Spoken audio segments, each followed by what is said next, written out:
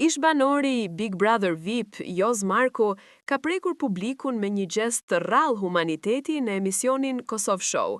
Në mes të intervistës, ai kërkoi 1 minutë heshtje për të nderuar vëllain e ndjerë të gjestit, i cili humbi jetën pak javë më parë në një aksident tragjik me motor.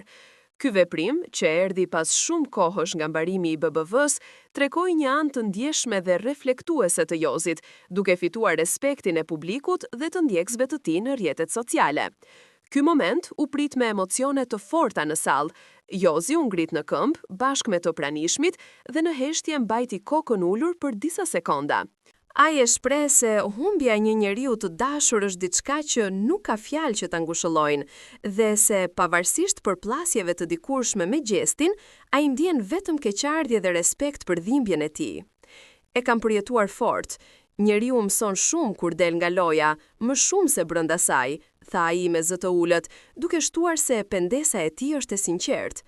Publiku reagoi me njëherë pas transmetimit të momentit në rrjete, duke e quajtur veprimin e Jozit shembull njerëzor dhe akt fisnik. Komentet ishin plot mbështetje për mënyrën si ai tregoi empati dhe reflektim, ndërkohë që shumë ndjekës të Big Brother VIP kujtuan konfliktin e ashpër mes tyre gjatë qëndrimit në shtëpi, i cili për pak çaste degeneroi edhe në përplasje fizike. Kjo e bën gjestin e tij edhe më të rëndësishëm dhe të vlerësuar.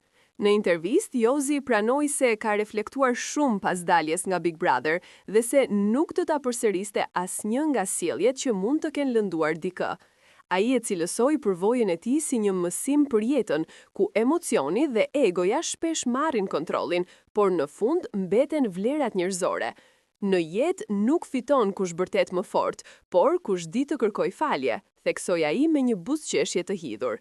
Ky veprim e ka rikthyer Jozin në qendër të vëmendjes, këtë herë jo për konflikte apo deklarata të forta, por për një moment të rrallë ndjeshmërie.